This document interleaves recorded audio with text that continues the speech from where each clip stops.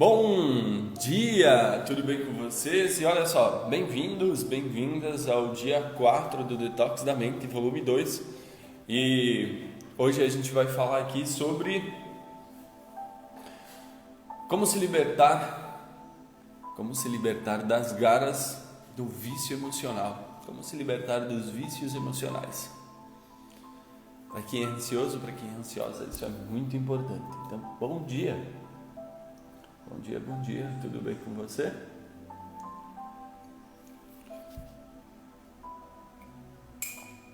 Bom dia, Raíssa.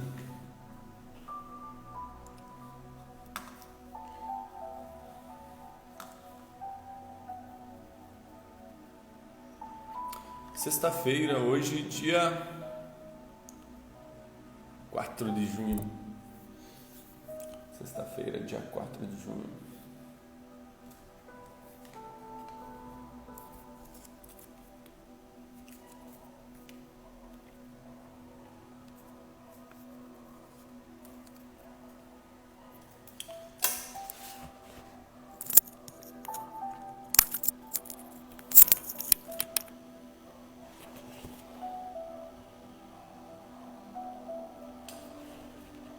Bom dia, Fernanda, tudo bem? Vaneide, bom dia.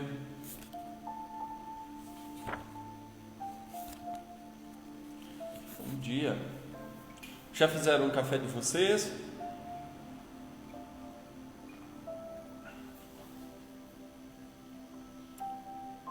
Bom dia. De onde que vocês falam? Fernanda é do Rio Grande do Sul, né? Pelo código de área. Vaneide.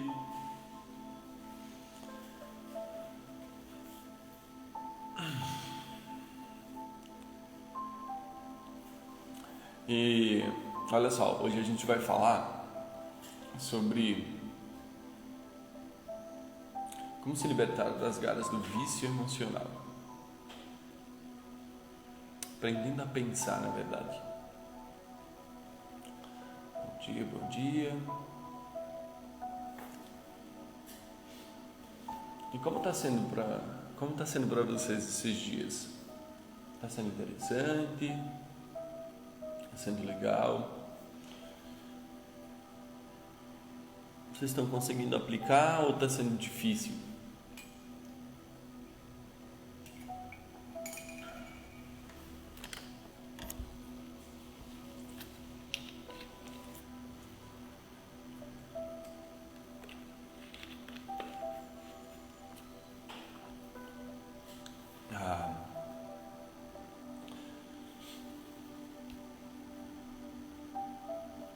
Eu já passei por processos parecidos, não da mesma forma, assim, não pelo mesmo intuito, mas eu já passei por esse processo também de autocura, de autoperdão, de autoconhecimento.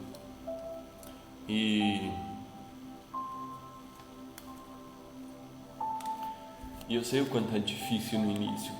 Muitas coisas da nossa vida não fazem muito sentido quando a gente começa a fazer.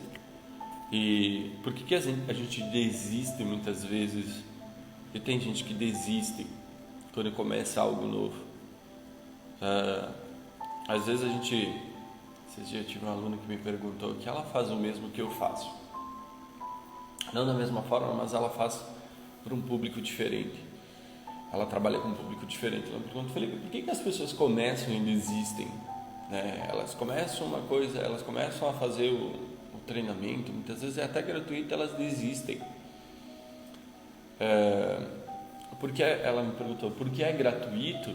Eu falei, não é porque é gratuito que as pessoas desistem.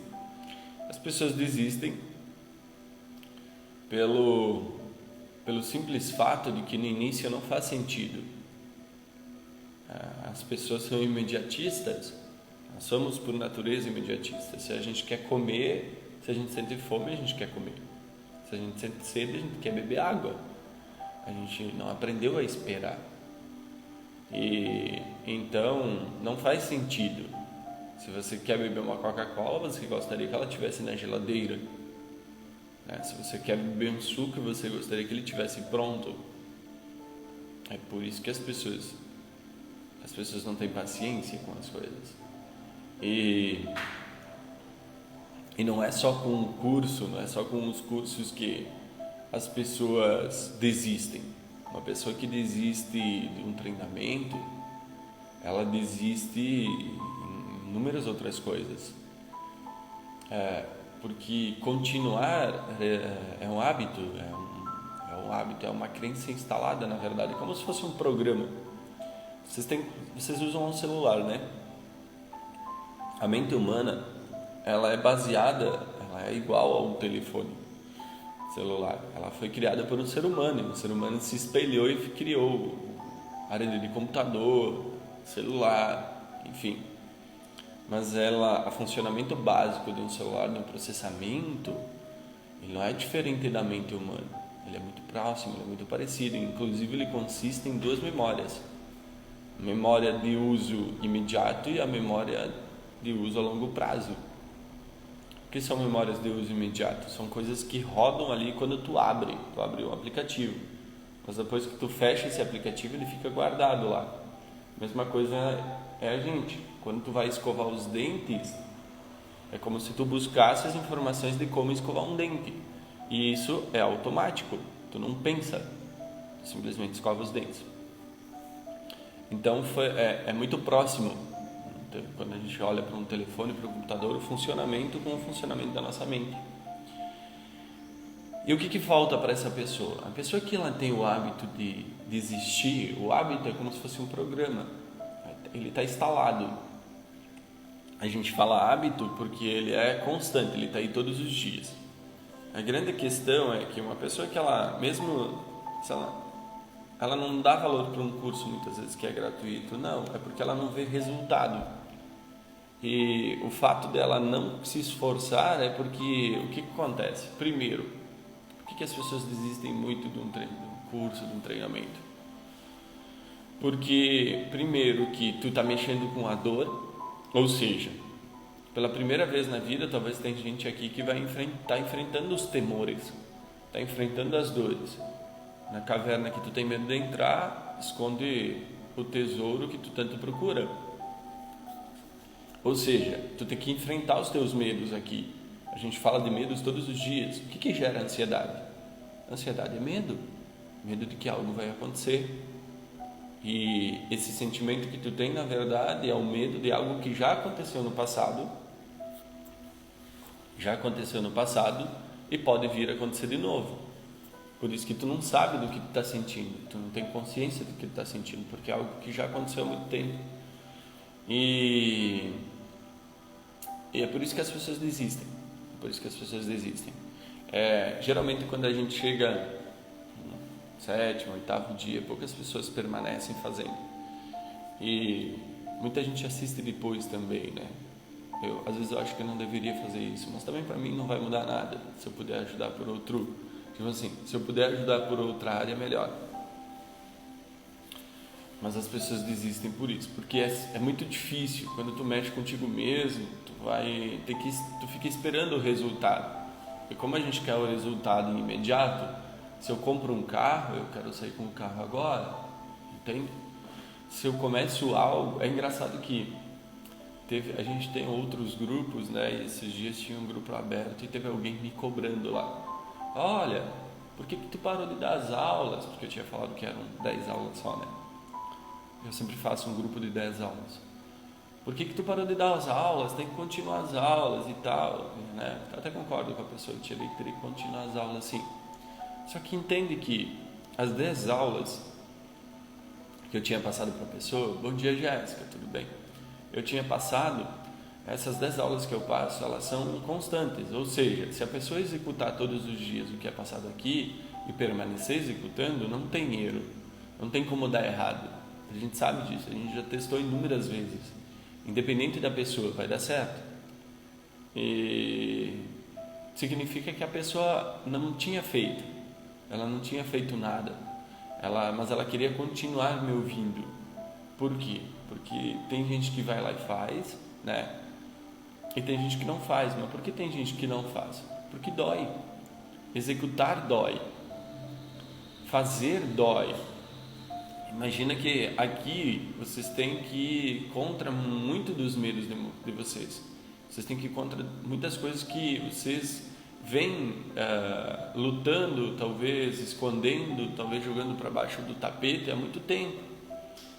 Porque é natural do ser humano, a gente tem 3 funções básicas, que é o que nós vamos aprender aqui hoje. Quais são as três coisas automáticas, mais automáticas que a gente tem? Olha só, para vocês entenderem como a nossa mente funciona um pouquinho, tá?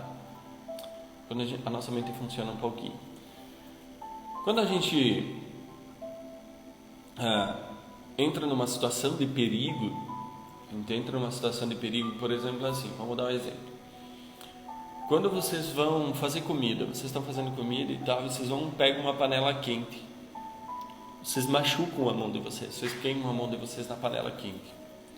Automaticamente, da próxima vez que vocês forem se aproximar do fogão ou pegar uma panela e vocês olharem para aquilo, automaticamente vocês não têm uma ação, automaticamente vocês têm uma reação, porque a principal função da nossa mente é nos manter vivo, ou seja, nos proteger dos perigos.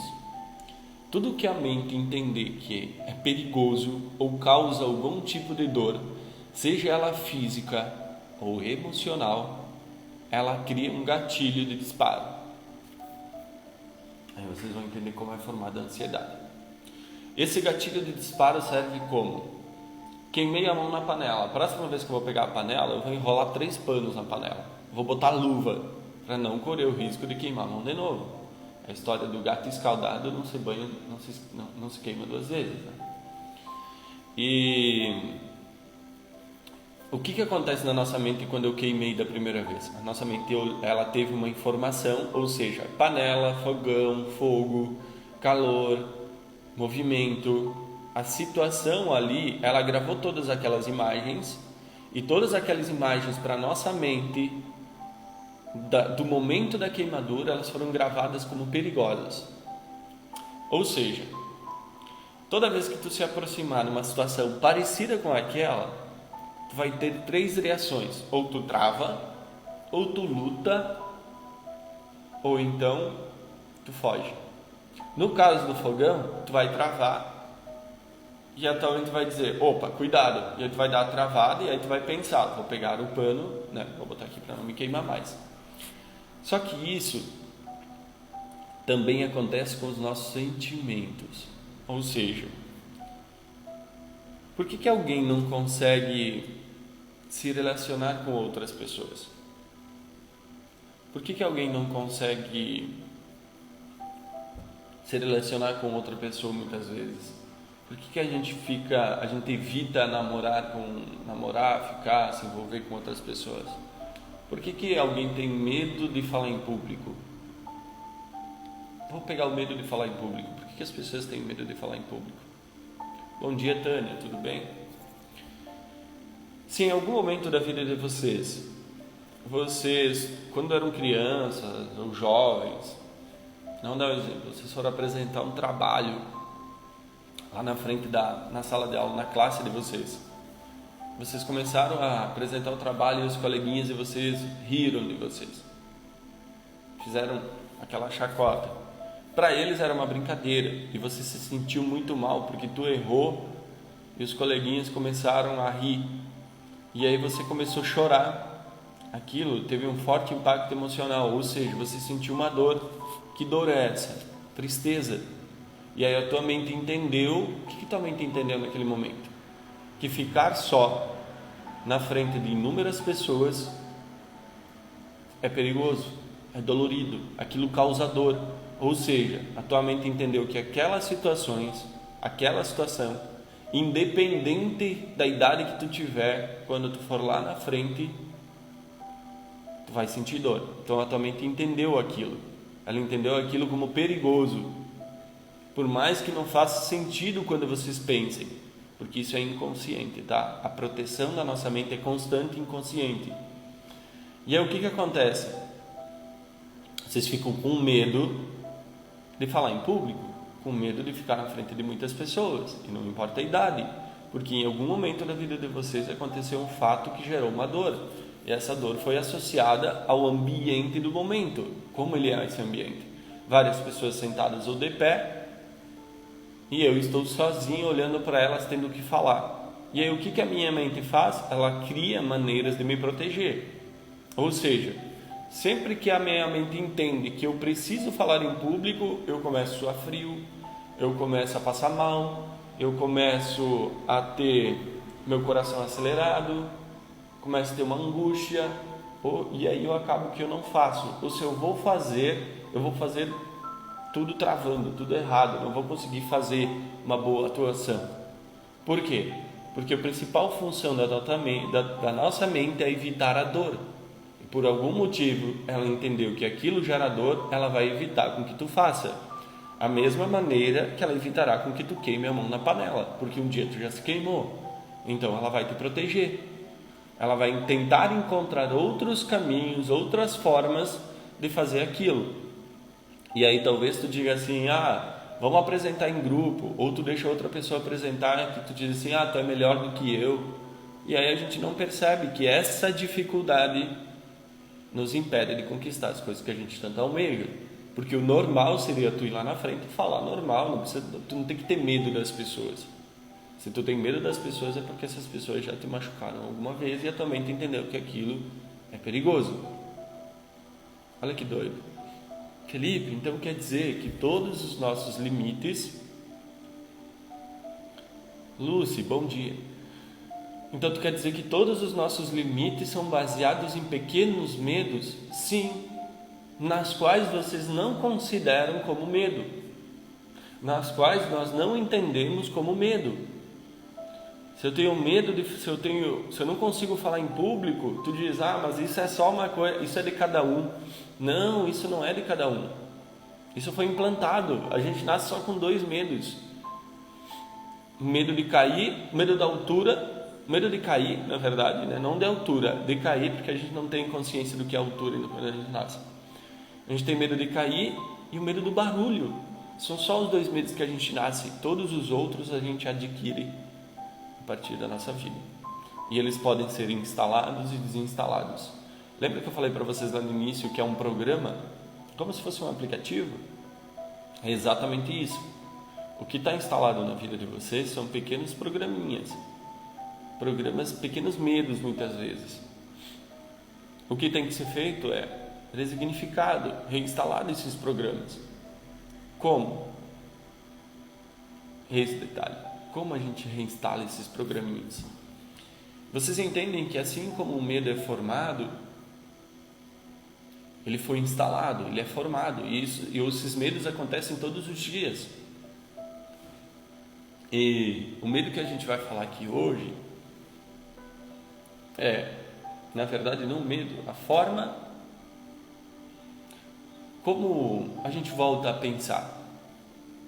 Como voltar a pensar? De que maneira? Aprender a pensar de novo. Olha, Mari, bom dia.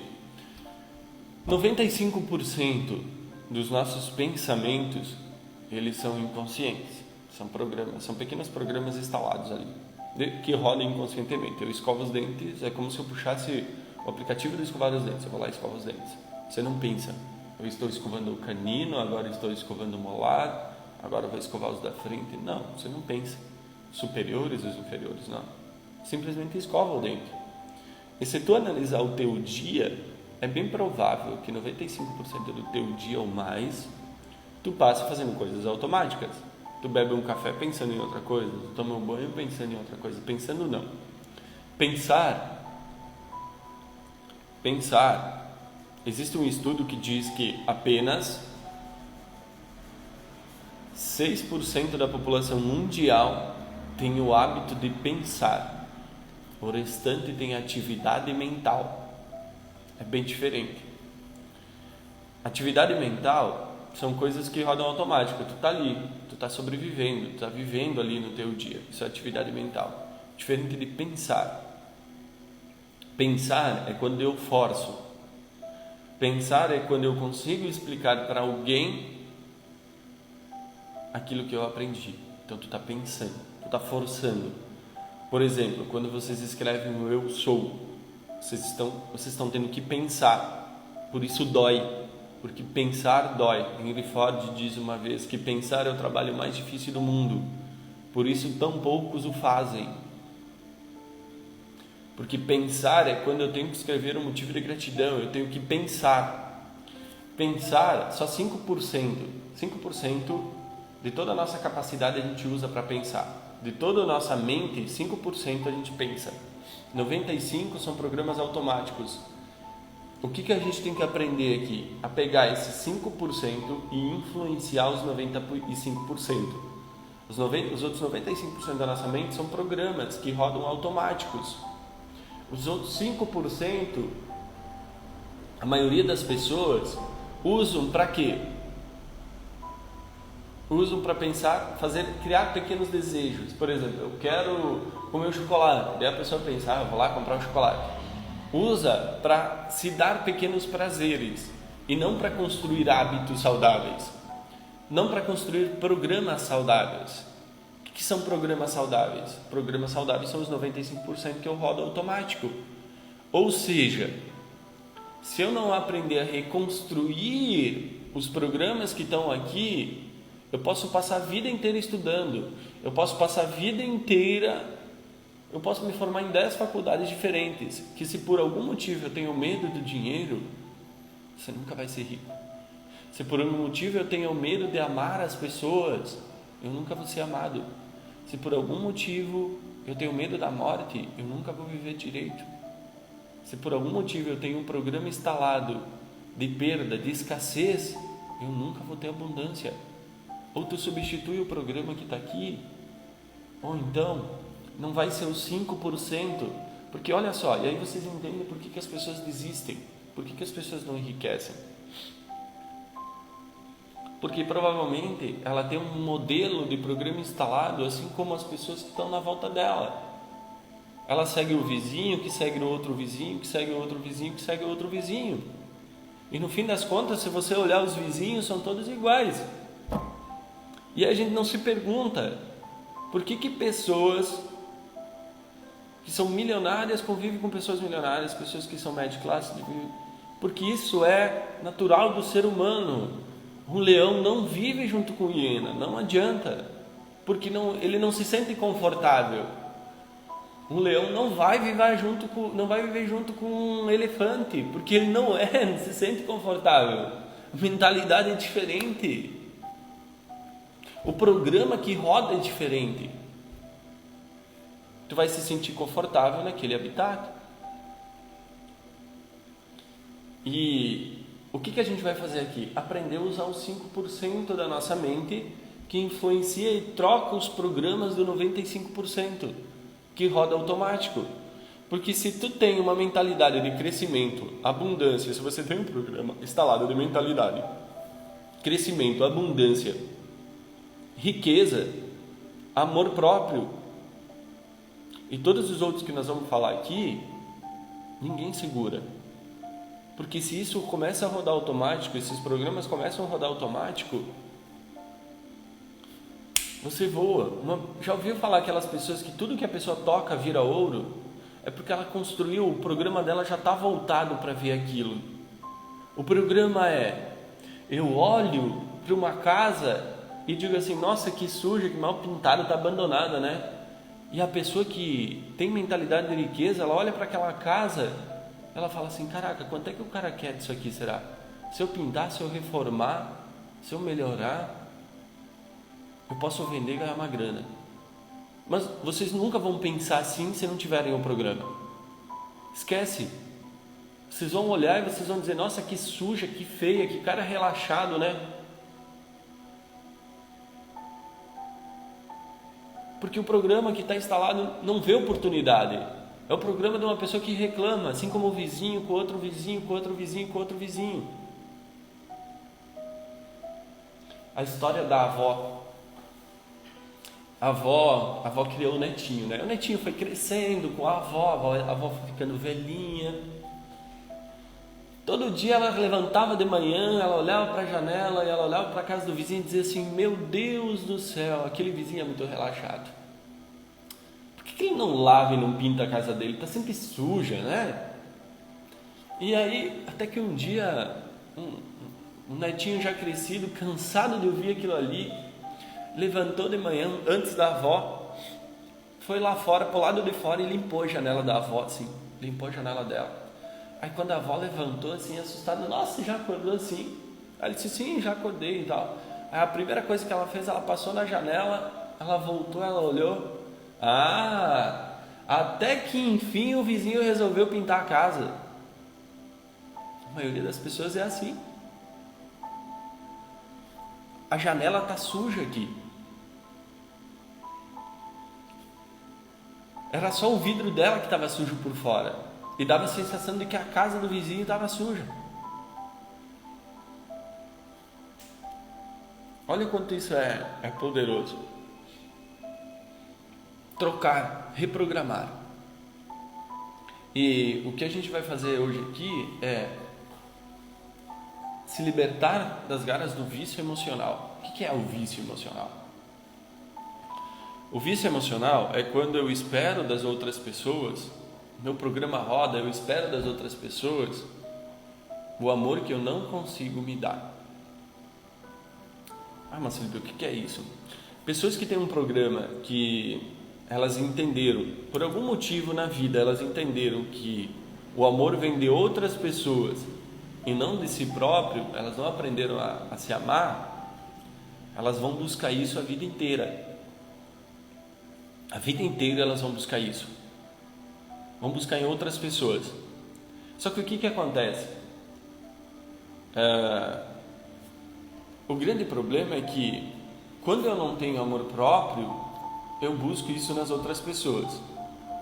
Quando eu busco isso nas outras pessoas, as outras pessoas até vão me dar o que eu quero por um período de tempo, mas elas não vão ficar ali 24 horas. Então eu começo a criar um jogo. Que jogo é esse? Começo a criar um jogo. Eu começo a entregar para a pessoa o que eu quero. Ou seja, eu começo a cuidar da pessoa, eu começo a fazer coisinhas que ela gosta, eu começo a usar todo o meu tempo, em prol daquela pessoa. Eu começo a entregar para ela o que eu quero que ela me dê. Eu começo a entregar para a pessoa aquilo que eu desejo dela. Então eu entrego carinho, entrego afeto, entrego amor. Opa, amor não. Tu entrega tudo que tu pode entregar, até teu tempo. Tu vai lá e cuida da pessoa. E aí, o que acontece depois de um tempo? Bom dia, Vera, tudo bem? O que acontece depois de um tempo? Aquela pessoa, por mais amor que ela te dê, nunca vai ser o suficiente. Nunca vai ser o suficiente. Por quê? Porque ninguém vai preencher um vazio que é teu. Ninguém vai preencher um vazio. Mas Felipe, de onde é que surgiu esse vazio? Esse vazio surgiu provavelmente pelo abandono.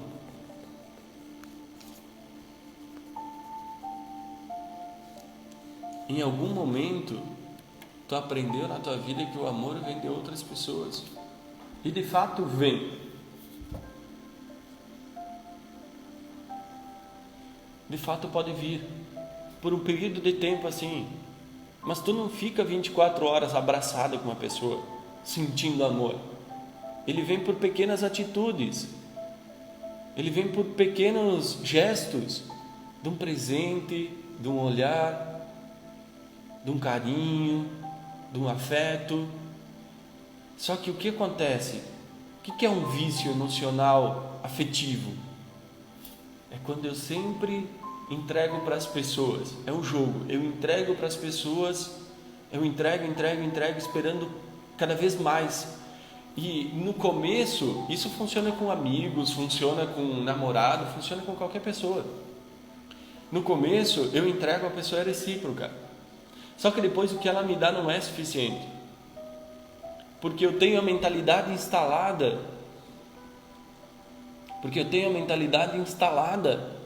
de que eu preciso completar aquilo. Eu tenho um sentimento instalado de que eu preciso mais. Então tu começa a cobrar a pessoa, começa a criar um jogo com ela. E aí nunca é suficiente. Porque vai chegar um ponto que essa pessoa, tu vai sufocar tanto ela entregando, que essa pessoa vai embora. E aí tu vai dizer assim: as pessoas são injustas. As pessoas não são recíprocas. As pessoas vêm, sugam e vão embora, porque eu fiz tudo por ela e mesmo assim ela foi.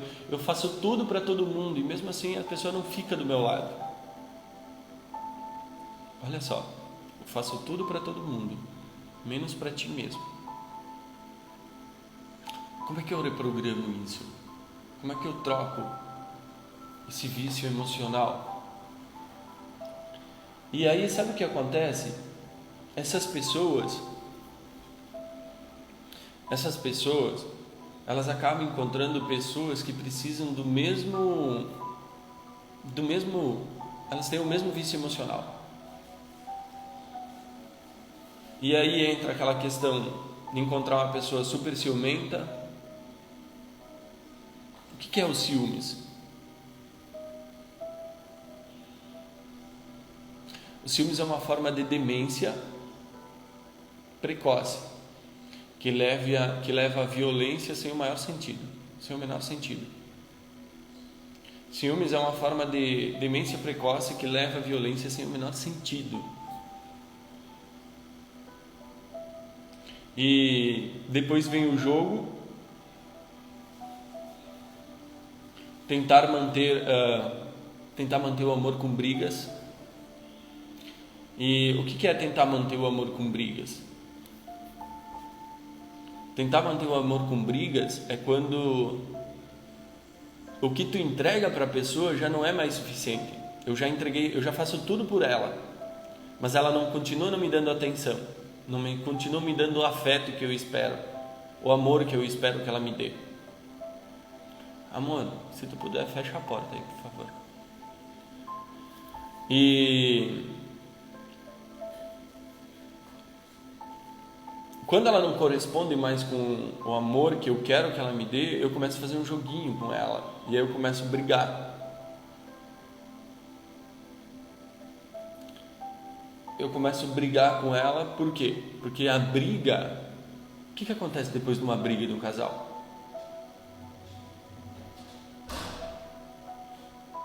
Depois da briga vem a reconciliação. Depois da reconciliação vem o quê? O afeto. Vem o carinho. Eu conquistei o que eu queria. E aí o vício tende a aumentar. Porque daí sabe o que vai acontecer? Vai brigar uma vez por semana, depois cada 4 dias, depois cada 3 dias, depois cada 1 dia. Depois se tu puder, tu briga todas as horas. Por quê? Porque a tua mente quer mais daquilo, ela quer saciar daquilo. Então você briga cada vez mais e mais. E aí depois disso vem o hábito de colocar defeitos proposital. Você coloca defeitos proposital na pessoa, porque quando ela não supre mais a necessidade do amor que tu quer dela, tu vai começar a achar defeitos nela. Então tu vai fazer um jogo fazendo com que ela vá embora da tua vida, porque tu não pode se sentir culpada por amar uma pessoa, né? Não pode se sentir culpada por dar amor. Nossa, tu deu tanto amor para ela, tanto carinho. E existem vítimas nisso, tá? E essa pessoa sai como vítima. A pessoa que mais quer amor da outra pessoa, ela sempre sai como vítima do relacionamento. Ela dá um jeito de criar uma história e sair como vítima do relacionamento. E onde é que está o erro de tudo isso? O erro de tudo isso está aqui. Pessoas que não sabem se amar buscam o amor lá fora. Por isso que tem uma frase que diz que pessoas que menos dão amor são as que mais precisam. As pessoas que menos são afetivas são as que mais precisam de amor. Porque o único jeito de quebrar isso é amando e se amando. O único jeito de vocês quebrarem esse ciclo emocional negativo é fazendo o oposto. E agora eu vou fazer uma pergunta para vocês aqui. Desculpa, não é isso aqui não. É esse aqui. Que cor é essa aqui? Ou melhor, o que está escrito nesse papel? Me respondam aqui. O que está escrito aqui? Tem alguma coisa escrita?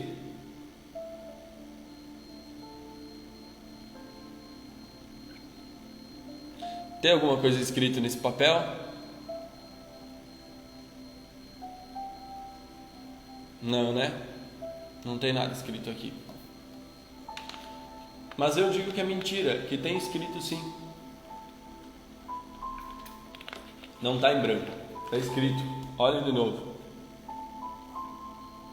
Não, está escrito. Mas eu continuo dizendo que está escrito. Por quê? Qual é o problema? Por que eu digo? Olha, eu continuo dizendo, está escrito. Por que vocês continuam negando? Eu estou dizendo, vocês estão errados, está escrito. Vocês não estão vendo só, mas está escrito. Para mim está escrito. Sabe por quê? Existe uma lei no universo, existem várias leis no universo, e o ser humano, ele usa essas leis para bem materiais, mas ele acha que não faz parte dessas leis. Como a lei da gravidade, por exemplo. Se você pular da sacada, você vai se quebrar todo lá no chão. Dependendo da altura da sacada, você vai se machucar. Você vai morrer. Porque é a lei da gravidade. Não interessa o que você é, o que você seja. Ela é uma lei, vai acontecer. E existe uma chamada lei da polaridade, que o ser humano acha que não é para ele. Ou pelo menos ele desconhece essa lei. Que é a lei do oposto. Ou seja, vocês não pararam para pensar que existe um outro lado desse papel. E o outro lado desse papel está escrito. E agora eu digo que está em branco. E vocês vão dizer, não, está escrito. Que existe um outro lado do papel. Que vocês não estão vendo. E o que é essa lei da polaridade? A lei da polaridade funciona para nós mesmos. Vocês estão programados a olhar para a vida de vocês só por um ponto de vista. Vocês estão programados a olhar só para um lado da vida de vocês. Porque nós, como seres humanos, a gente foi condicionado a olhar mais para as nossas coisas negativas do que para as nossas coisas positivas. A gente está acostumado a olhar para o nosso passado e enxergar só coisa ruim. A enxergar só nossas perdas, nossas coisas erradas. A gente não está habituado a olhar para o passado e olhar o outro lado, o lado das coisas boas, do bem que a gente fez, das pessoas que a gente ajudou. A gente está condicionado a olhar para nós mesmos e nos julgar o tempo todo e não nos favorecer. Assim como o papel de vocês, não importa se está escrito ou não está escrito. O que eu queria saber aqui é se alguém conseguia dizer assim, mas tu está olhando para o outro lado do papel e nós não. Significa que o programa não está instalado. Significa que vocês não têm o programinha, o hábito instalado de ver os dois lados da vida. E se eu não consigo olhar para uma coisa e pensar que do outro lado existe uma outra possibilidade, significa que eu não consigo olhar para a minha vida e dizer assim, eu estou olhando mais para o que eu fiz de ruim ou estou olhando mais para o que eu fiz de bom? Tem pessoas que têm o programa instalado não para ganhar mais, mas para perder menos. Tem pessoas que estão aqui, que elas estão olhando para a vida delas e elas olham sempre para o perder menos do que para o ganhar mais. Querem um exemplo disso? Eu olho para a minha vida financeira e eu faço os cálculos para perder menos, para gastar menos, para economizar mais. Sempre em perder menos. Eu vou no mercado e eu penso em sempre economizar, sempre me dar o pior, sempre o menor preço, achando que é aquilo que vai mudar a vida dela. Aquilo vai resolver o problema financeiro. Não. Tu está sempre tentando evitar algo. E por que não olhar para o outro lado? O que eu devo fazer para ganhar mais? Para ser financeiramente melhor? O que eu deveria vender? O que eu tenho que aprender? Isso é um programa. Você está olhando para a vida de você e diz assim, você está mais preocupado em perder o amor de alguém do que conquistar o teu amor próprio. Aí teve alguém que falou aqui, isso acontece comigo, eu me dou muito para o meu marido, mas ele não corresponde isso e me deixa muito mal. Tudo que você está falando acontece comigo, estou chorando agora. Vera, se isso te tocou, é porque de alguma maneira fez sentido. Isso é bom, porque tu está começando a pensar. Pensar é usar os 5% para influenciar o que está automático, e é o que está te fazendo mal, é o teu programa, tem que substituir. Como é que substitui um programa? Através da repetição. Nós vamos fazer isso no final. Aliás, tenho que acelerar, porque senão eu não vou dar conta aqui. Entende? Então, assim, qual lado da vida de vocês estão vendo? Vocês têm que criar o hábito de enxergar o outro lado da vida de vocês. Felipe, mas olha só, nós estamos aqui por conta de um grupo de ansiedade. Ansiedade, ela é só um nome bonito que vocês dão para um hábito que vocês têm. O hábito de pensar negativo. Qual que é o hábito da ansiedade? A ansiedade é um hábito de eu olhar para o futuro e sentir um medo que eu sofri no passado. O medo que aquilo aconteça de novo. Mas aquilo é um hábito, você sente ele todo dia, todo dia, todo dia. É um programa, está rodando, precisa ser desinstalado. Ah, mas Felipe, não é simples assim. Claro que não. Se fosse, vocês conseguiriam fazer sozinhos. A Gisele coloquei aqui, pessoas que não se amam a si próprio e se doam mais ao outro jamais conhecerá a essência do verdadeiro amor, porque esse se manifesta a partir de nós mesmos. É exatamente isso, Gisele, é muito bem colocado, exatamente isso. Por quê? Porque eu estou mais preocupado, eu aprendi em algum momento da minha vida que o amor vem de outras pessoas, e muitas vezes de forma agressiva. Isso é criação, pai e mãe. Como o teu pai e tua mãe era lá atrás? Como o teu primeiro namoradinho era? O que tu passou lá que hoje ocasionou os medos, e esses medos hoje viraram alertas? O programa roda diferente, ele roda dizendo que o amor vem de fora e não de mim. E como é que eu trabalho isso? Amor próprio. Parar de terceirizar o amor de outras pessoas e começar a se dar o amor. Começar a pensar. Começar a olhar mais para as qualidades. O que é se amar? É eu olhar mais para as minhas qualidades do que para os meus defeitos. Porque toda vez que tu olha para os teus defeitos, o que tu pensa?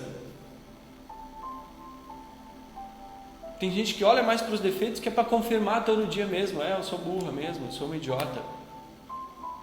Tem gente que vai lá, entra no relacionamento, faz o relacionamento dar errado inconscientemente faz o relacionamento virar no inferno, e ela diz assim, eu fiz tudo por ele. Realmente fez mesmo.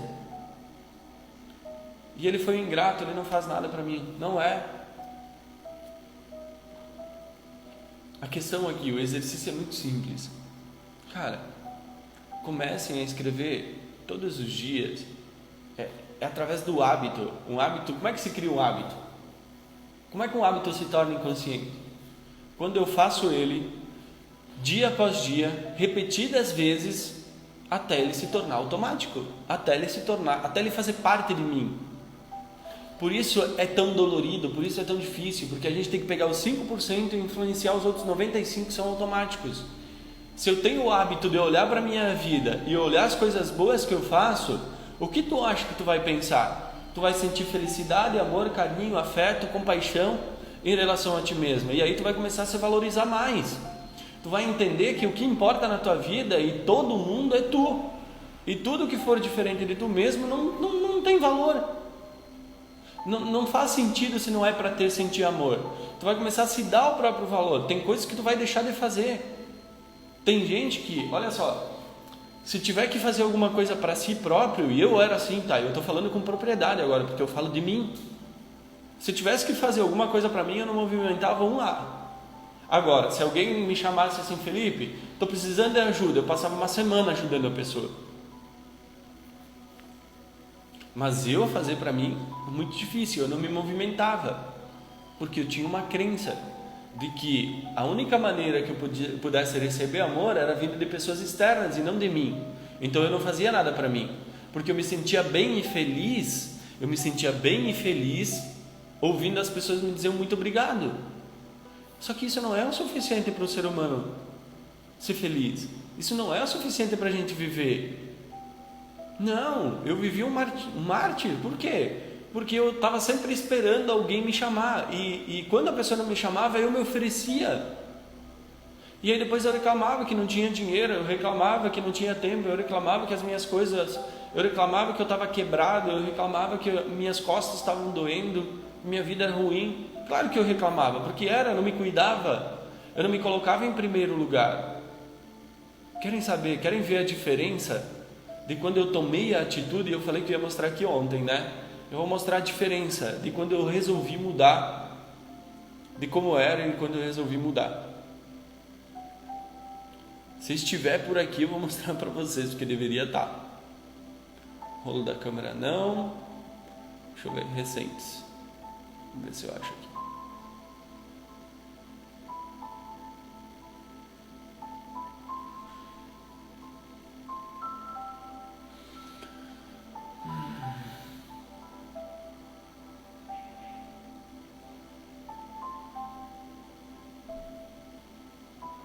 Não estou conseguindo abrir de novo. Por algum motivo não estou conseguindo abrir. Senão eu ia mostrar para vocês a diferença, tá? Muitas das vezes, a Gisela botou aqui, a visão que temos de nós mesmos está colocada na visão do outro, ou seja, nós importamos mais com aquilo que o outro pensa de nós do que aquilo que realmente somos. Isso é adoecedor. Sim, só que o que acontece? É a mesma coisa vista de formas diferentes. Quando eu espero o amor de outras pessoas, por exemplo, assim, é porque aquilo me preenche por um período de tempo muito pequeno.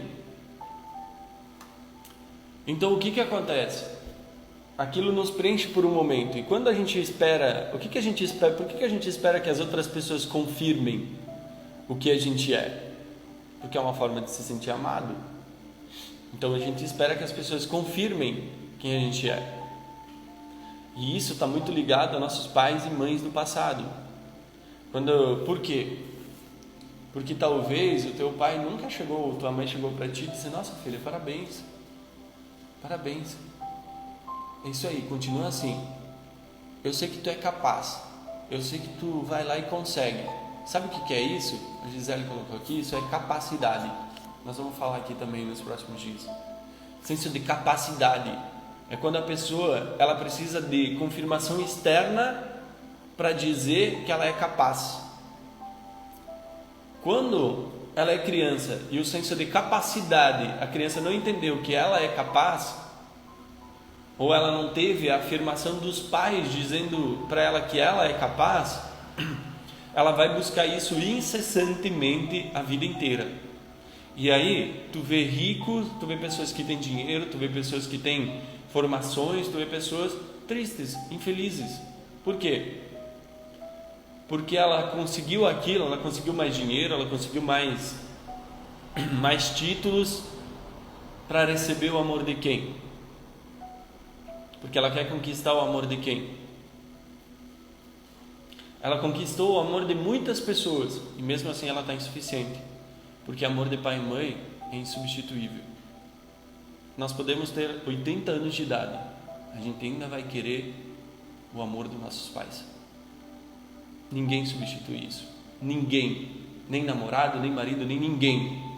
E se por algum motivo vocês tiverem essa sensação, esse sentimento de querer a aprovação de outras pessoas o tempo todo, é porque vocês não foram preenchidos afetivamente pelos pais de vocês. E isso precisa ser resolvido, ou então tu nunca vai ter paz. E como eu construo amor próprio? Desculpa, gente, minha garganta tá arranhando aqui já. Acho que eu falei alto hoje. Como eu construo esse amor próprio? Olha só, eu sempre falo aqui que a gente não aprendeu a amarrar o tênis de um dia para o outro, de uma hora para outra. Alguém ensinou e depois nos ajudou, depois repetiu o processo, até a gente hoje amar o tênis conversando com alguém. Por quê? Porque é um programa que já roda automático lá. Está rodando automático. Como é que você descobre o amor próprio? Eu troco a visão. Primeira coisa que a gente vai fazer aqui é trocar a visão. Primeira coisa é entender que a gente tem o outro lado. Primeira coisa, eu preciso entender qual é o meu outro lado. Então assim, como é que eu pego os meus 5% e influencio os 95%? Pensando. Não tendo atividade mental. Pensando. E pensar é o quê? Eu pego 5%, uso ele para influenciar os 95% através da repetição. E como é que eu penso, Felipe? Pensar é difícil? Sim. Pensar é a tarefa mais difícil do mundo. E todo mundo acha que pensar é deitar na cama e refletir. Não.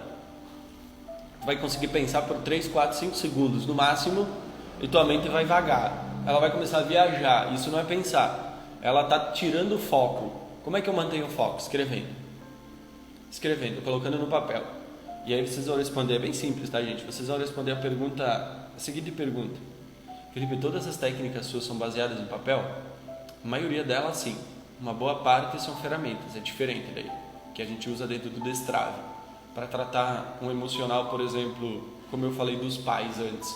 São coisas que a gente usa dentro do Destrave emocional, que são ferramentas específicas que a gente usa para fazer como se fosse uma neuroassociação ou um desligamento, dependendo de como for. Por quê?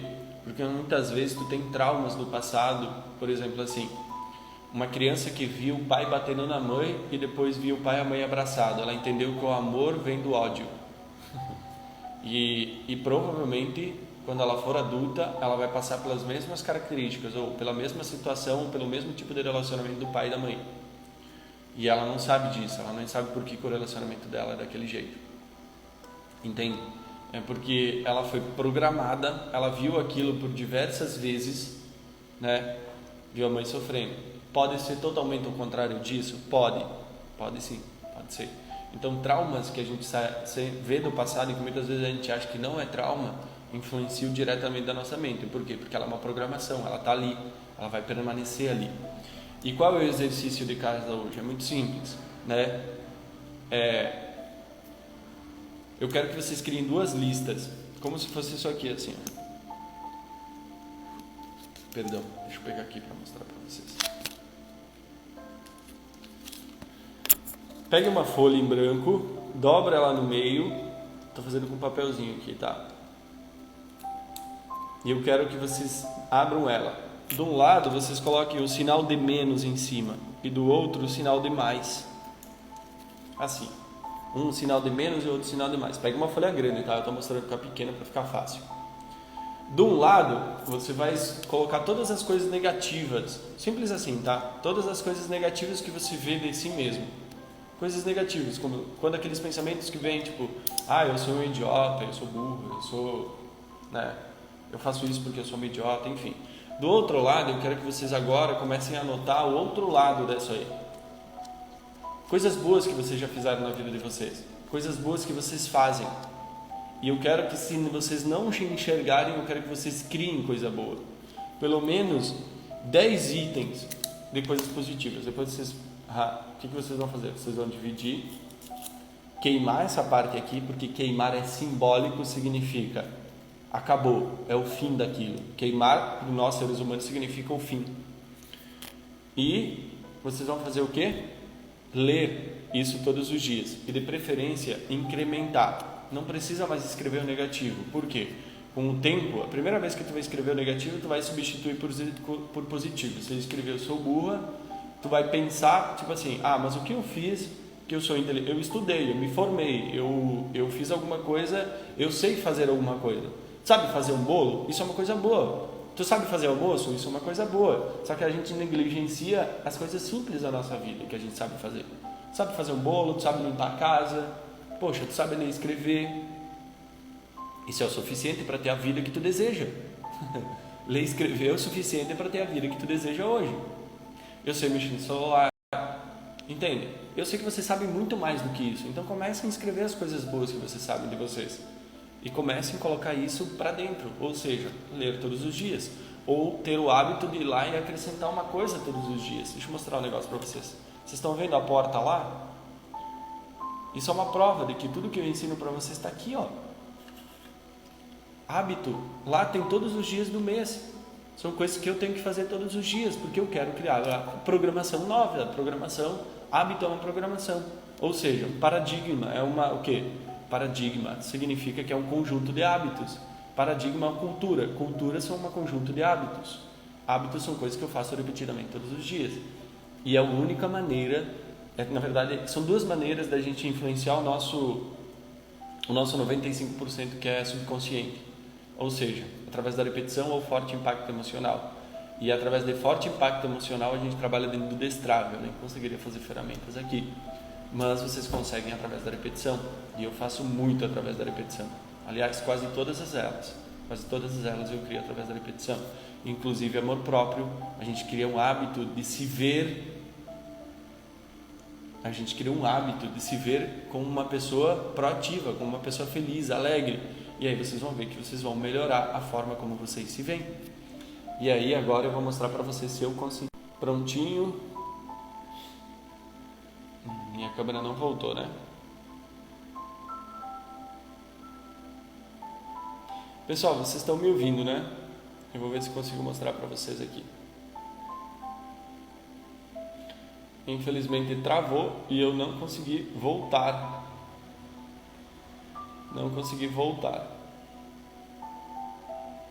Travou e eu não vou conseguir voltar, tá bom?